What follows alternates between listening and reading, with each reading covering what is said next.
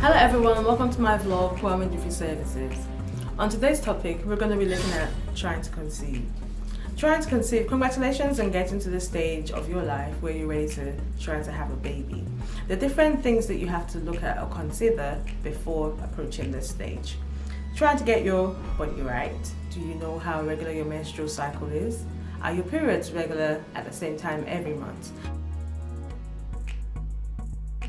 If your periods are irregular, it might be that you have to see a doctor to prescribe you some medications that you need to regularize your period. Two things that you should know: that the eggs, a woman's eggs, are fertile for up to 12 to 24 hours, whilst a man's sperm can survive in the body for up to 5 days. And there are two ways that you can make sure that you're in ovulation now, or that ovulation is taking place. You can use a kit, or you can visualize this yourself. I personally love the clear blue kit. It gives you a stick, you have to pee on the stick, it gives you a smiley face to say that you're good to go. Or you can visualize this yourself. You know, you'll have your cervical mucus at this point will be thinner, clearer and slippery. So if you notice these three things continuously for a couple of days, then that means that you're about to ovulate. The various things to have in mind through this period: you need to actually have sex every other day to increase your chances of getting pregnant. Also, maintaining a healthy body weight. You might have to start taking your prenatal vitamins to avoid any birth defects for the fetus. Also, maintaining a healthy diet.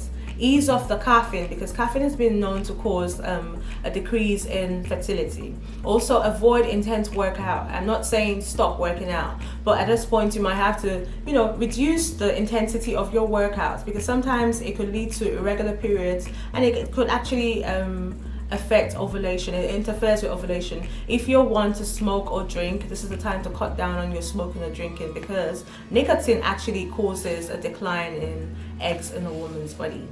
For my ladies out there who know that you at some point in your life you want to be able to have kids, but right now you haven't found the right person, right now you're busy chasing this career move that you've been waiting for all your life, that's fine, but you should start to think about freezing your eggs. There's nothing wrong in freezing your eggs if you're at the point in your life where you can afford it. I advise that women go for it if you can afford it, because this helps to bring down the stress that comes with trying to conceive. It's quite expensive, so if you're actually able to do this at this point in your life, please go ahead and do it. Some people ask me what's the right age to be able to do this.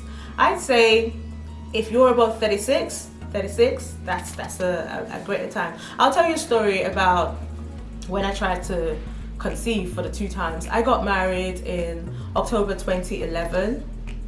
And I knew straight away that I wouldn't have kids. One of the things I did was to put gift vouchers to say that I wanted mother care vouchers for my wedding presents, because that was how keen I was to have a baby.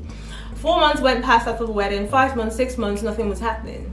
Then I tracked back my periods and I found out that my periods were not as regular as I thought. I had periods every month, but they were not regular periods. There was like a 5-6 days different in my period cycle, until I got medications from my doctor to kind of regularize my periods.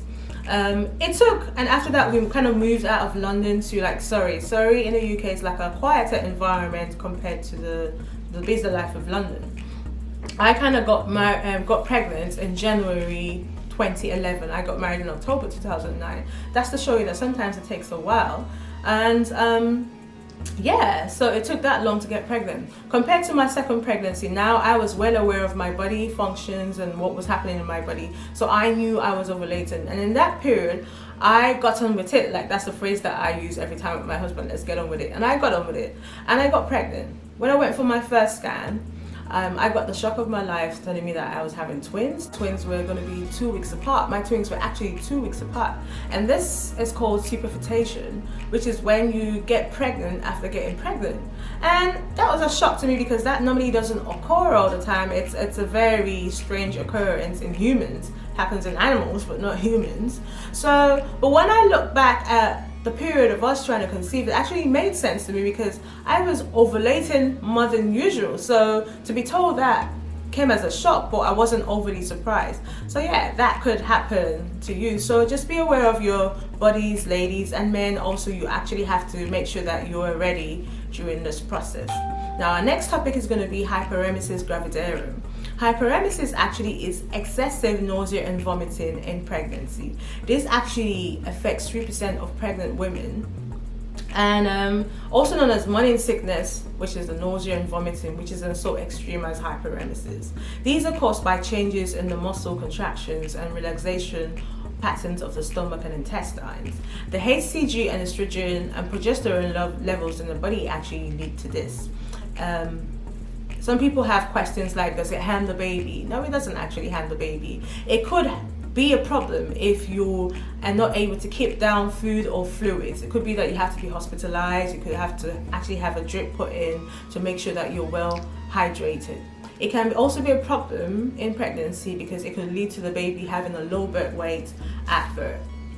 The next thing we have to consider during this period is, are you taking multivitamins to be able to get back what you're losing out through vomiting and sickness? Also, what you could do, there's some things that you can do to elevate this. You can try having dry crackers or toast in the morning before you get up, instead of rather waking up on an empty stomach and going about your day-to-day business. Try having a little bit of dry bread crackers just before you get up.